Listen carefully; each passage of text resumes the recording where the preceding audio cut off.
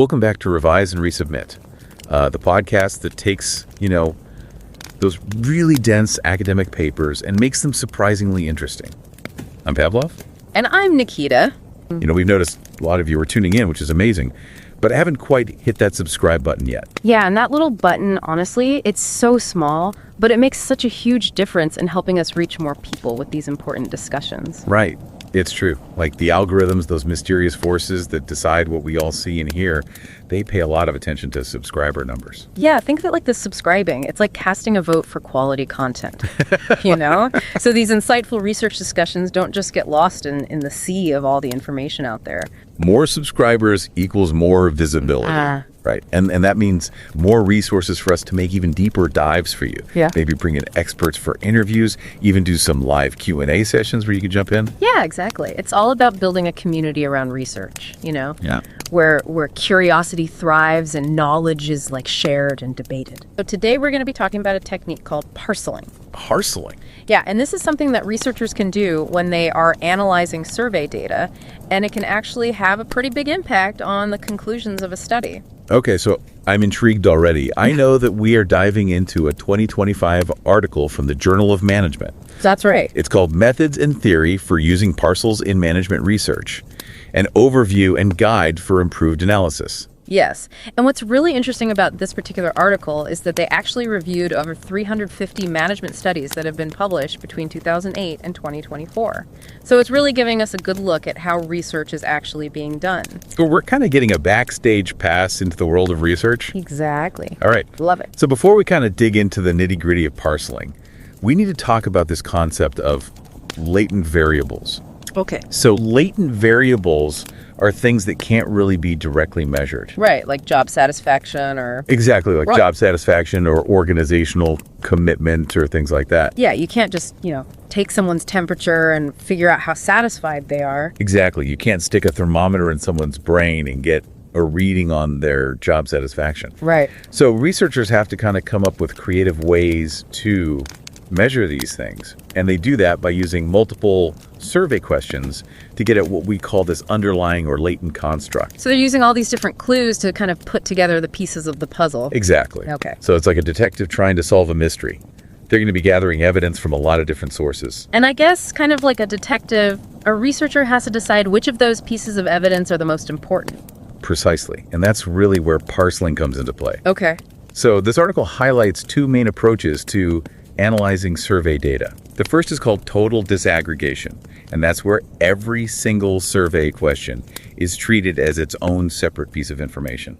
So they're looking at, every single fingerprint in the database. Exactly. Okay. And then the other approach is called partial disaggregation, and this is where researchers will group certain questions together into these sets, or what we call parcels. Okay, so instead of looking at every single fingerprint, they're saying, you know what, these 3 fingerprints over here tell a very clear story. That's a great way to put it, yeah. They're looking for those patterns, those connections that really matter. Okay. But here's the thing. Choosing to use parcels and deciding how to group those questions can have a huge impact on what the study actually concludes. Wait, so you're saying that something as simple as how you organize the questions can actually skew the results? It can, yeah. That's kind of unsettling. It can be, and that's exactly why we're doing this deep dive. We really want to make sure that, people listening understand how research can sometimes, Be manipulated. be manipulated a little bit. Yeah. And how it can actually influence people's perceptions of different topics. Okay, so I'm definitely hooked now. Good. But, it seems like if you're already dealing with this kind of complex latent variable, why even make it more complicated? Yeah, that's a great question. Why use parceling? Why not just analyze every single question separately? Well, sometimes it comes down to just practicality, right? Okay. These big research studies can have hundreds or even thousands of participants, and it can be really time-consuming to go in and analyze every single question from every single person. And so parceling is kind of a way to simplify things. So it's almost like you're creating folders on your computer to organize your files instead of having a million different documents all over your desktop. That's a perfect analogy. Okay. It can make the data a little bit more manageable, and especially when researchers maybe don't have a huge number of participants, parceling can help them to still find statistically significant results. Okay, but I feel like there's got to be a downside here, right? Yeah, of course. This simplification is probably coming in at the cost of accuracy. Well, that's the big question, isn't it? Are researchers sacrificing some of the details, some of the nuances of what they're studying in order to get these, more convenient or clean results. Okay, so that's what we're going to be unpacking, I guess, as we go. That's exactly right. All right, now we've got to talk about the different ways to parcel. Oh. Because I have a feeling it's not just as simple as, lumping any old questions together. You are absolutely right. Okay. The way that researchers group these questions can actually make a really big difference. Okay. And to understand that, we need to talk about this concept of dimensionality. Dimensionality. Okay. Is this are we talking about the fourth dimension here? Not quite. Okay. But it is about understanding that some concepts are simple and some are much more complex. Right. Sometimes all the questions in a survey really are trying to get at one single idea, and that's what we call a unidimensional construct. Okay, so if every single question is about how much you like your boss, that would be unidimensional. Exactly. Okay. But things get a little bit more complicated and potentially a little bit more misleading when we start talking about multidimensional construct. Okay. And that's where different groups of questions are actually tapping into different aspects or different dimensions of a bigger idea. So it's like saying that, all fruit is the same versus realizing that, apples and oranges and bananas all have different flavors. That's a great analogy. Okay. And so the way that researchers choose to kind of parcel these different flavors can really change the overall flavor of the research. Okay. I like where this is going. Yeah. So walk me through these different ways to parcel, especially when we're talking about these multidimensional constructs. What are the options here? Sure. So there's two main approaches. The first one is called homogeneous parcels. And if we think about the fruit analogy, this would be like grouping all the apple questions together, all the orange questions together, and so on. So each parcel is representing just one pure flavor. Okay, so each parcel is like a single fruit smoothie. Exactly. Okay. But then you also have the heterogeneous parcel option, which is a little bit more like making a fruit salad. Okay. Where you're mixing questions from all of the different dimensions. Interesting. So you're getting a little taste of everything. So you're still capturing that overall fruitiness. Exactly. But you're also kind of acknowledging that each fruit brings something a little bit different to the table. That's a great way to put it. And that seemingly simple choice, Yeah. Smoothie versus fruit salad, can actually have big implications for how researchers interpret their data. Yeah, because if you're only tasting, that single pure fruit flavor, Right. you might miss some of the subtleties that come from mixing things together. Right. And it really leads to the question of, are researchers making these choices because they genuinely believe that this reflects the complexity of what they're studying? Right. Or are they doing it because it's statistically convenient? Oh, man. That's what we're going to dig into. We're getting into the good stuff now. Yes, we are. I like it. All right, so we've talked about smoothies. We've talked about fruit salad. We have. We've talked about, all these different ways to parcel. Yes. But I want to know, how often are researchers actually making these choices thoughtfully? That's a great question. And that's what we're going to talk about in the next part of our deep dive. Okay, I can't wait. All right. Yeah, so this article didn't just talk about, the theory of parceling. Right. It actually looked at how it's being used in practice. Okay. And so they analyzed over 350 studies that were published in top management journals. And what they found is that almost 70% of these studies didn't even explain how they created their parcels. Hold on. So they're using this technique that can potentially, really change the outcome of their study, and they're not even telling us how they did it. That's exactly right. That's a little concerning. Yeah, it's a big problem because it makes it really hard to evaluate the quality of the research. And even among the studies that did report their methods, there were a lot of inconsistencies and some questionable choices. Okay, so spill the tea. What kind of questionable choices are we talking about? Well, one really common one is that researchers will use parceling when they have a small sample size. Okay. So they'll say, we only have 100 people in our study. We need to simplify the data to make sure that we can find statistically significant results. Right, because if you only have, a handful of people, it's harder to see those patterns in the data. Exactly. And so they'll kind of combine those questions into parcels to try to boost the signal. But is that always a legitimate reason to use parceling? Well, not necessarily. Okay. You see, there are actually much more reliable ways to figure out if you have enough people in your study. It's like, carefully planning your garden based on how many plants you want to grow. Right. Not just trying to cram everything into a tiny little pot and hoping for the best. So it sounds like what you're saying is researchers are sometimes using parceling as a shortcut when they could be using, better methods? That's a great way to put it. Okay. They're reaching for that easy solution without really considering whether it's the right solution. Okay, so small sample size is one red flag. Yes. What other kind of shady reasons are researchers using to justify parceling? Well, sometimes it's about dealing with what we call messy data. Messy data, okay. Yeah, so a lot of the statistical models that researchers use to analyze their data make certain assumptions about how that data is distributed. Okay. And one of the most common assumptions is that the data fits this nice bell-shaped curve. Okay. But in the real world, data is often messy and unpredictable, right? Right. It doesn't always fit perfectly into that, perfect bell curve. Exactly. Yeah. And so sometimes you'll have more responses clustered at one end of the scale, or the data might be too peaked or too flat, and that can really mess with the accuracy of those statistical models. Okay. And so researchers will sometimes use parceling to try to smooth things out, to try to force the data to fit the model. So instead of finding a model that fits the data, Right. they're manipulating the data Exactly. to fit the model. It's like trying to squeeze a square peg into a round hole. Right.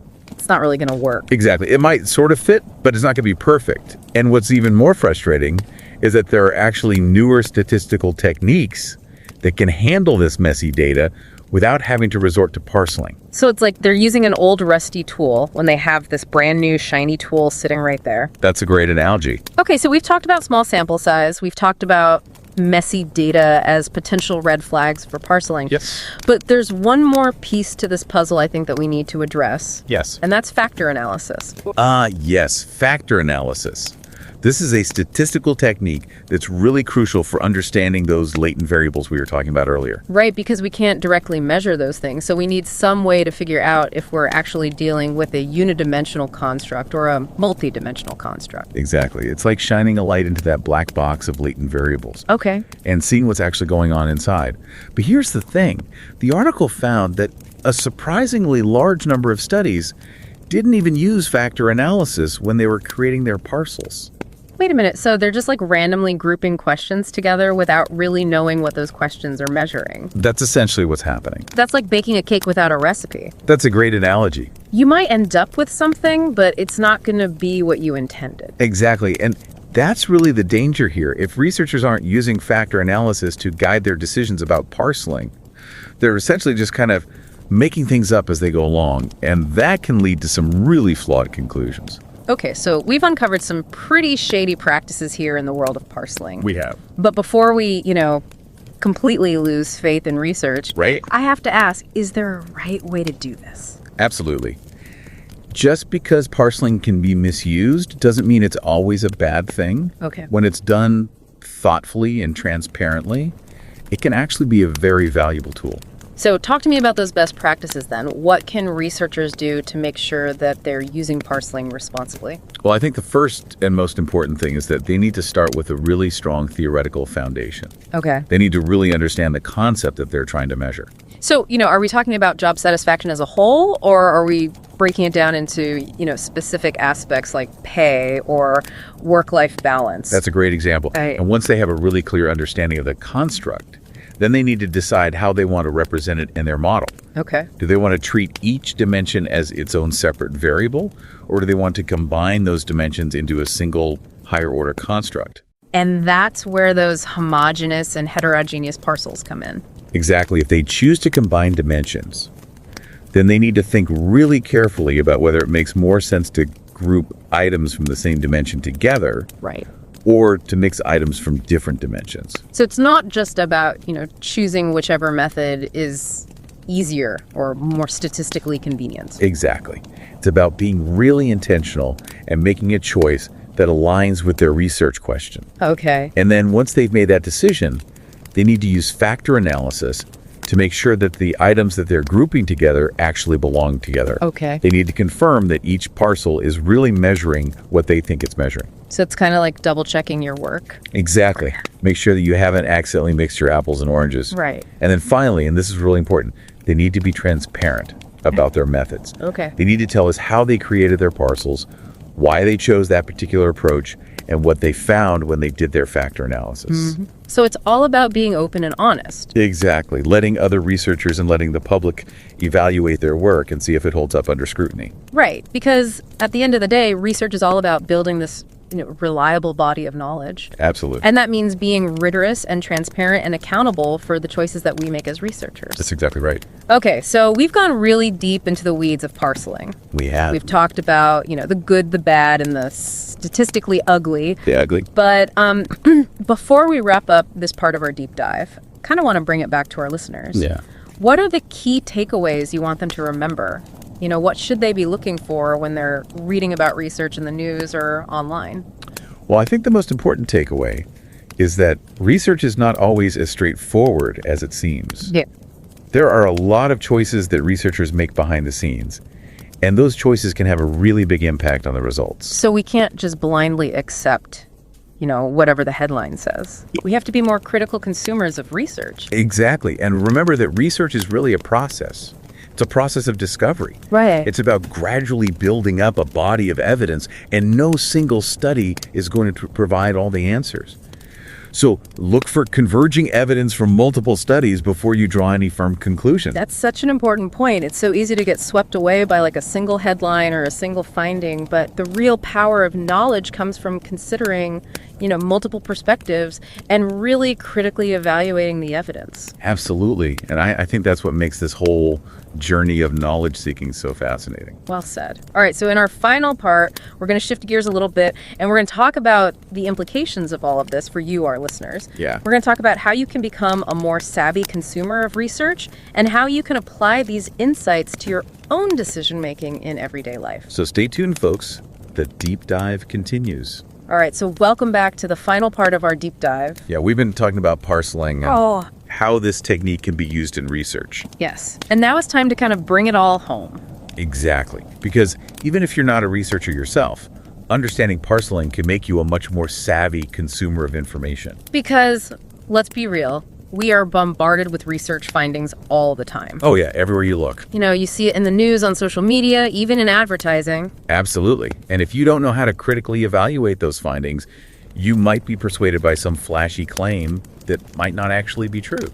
Right. So how do we arm ourselves against these sneaky statistical tricks? What are some red flags we should be looking out for? One of the biggest ones is a lack of transparency. Okay. So if a study doesn't clearly explain how they created their parcels, why they chose that approach, and what they found when they tested their model, that's a big warning sign. Yeah, it's like a magician who refuses to reveal their secret. Exactly. It makes you wonder what they're hiding, right? Right. Another red flag is when a study relies only on sample size to justify parceling. Remember, there are much more robust ways to figure out if you have enough participants in your study. Right. So if a study says, we used parceling because our sample size was small, that should be a red flag. Yeah, dig a little deeper and see if they really thought about other options. Okay. And what about messy data? Is that another red flag? It can be, yeah. Be cautious of studies that use parceling to fix messy data without exploring other statistical techniques. Right, because there are more sophisticated tools out there that can handle that messy data. Exactly. And then finally, watch out for something called opportunistic parceling. Opportunistic parceling, that sounds kind of shady. It can be. It's basically when researchers try different parceling combinations until they get the results that they want. So it's like trying on a bunch of different outfits until you find one that looks good, even if it doesn't really fit you very well. That's a great analogy. Yeah. It's about manipulating the data to tell a specific story rather than letting the data speak for itself. Right. So if a study only finds significant results after using a very specific parceling scheme that wasn't really justified, you should be skeptical. Exactly. Okay, so now we've got our red flag detection kit ready to go. But how do we actually use this knowledge in our everyday lives? I think the most important thing is to develop a healthy sense of skepticism. Okay. Don't just take research findings at face value. Ask questions, dig deeper, and look for those red flags that we've talked about. Yeah, because, whether we realize it or not, research influences our decisions all the time. It really does. What products we buy, what investments we make, even, what health advice we follow. It's everywhere. And understanding these potential biases can help you make more informed decisions. Right. So this whole deep dive has really been about giving our listeners the tools to think critically about the information that they're seeing out there. Exactly. It's about becoming a more informed, more discerning, and more confident consumer of knowledge. Yeah, and that's what the deep dive is all about. That's right. So next time you see a research study making some bold claim, remember what you've learned today. Ask those critical questions, demand transparency, and don't settle for easy answers. Because knowledge is power, and the more you know about how research works, the better equipped you'll be to navigate this world of information and make choices that are right for you. Couldn't have said it better myself. And don't forget to subscribe to Revise and Resubmit on Spotify and Apple Podcasts. And if you're enjoying the show and want to support us in creating more insightful content, consider becoming a patron on Patreon. Every contribution helps us continue this journey of exploration and discovery. Until next time, keep those minds curious, keep questioning, and keep revising and resubmitting.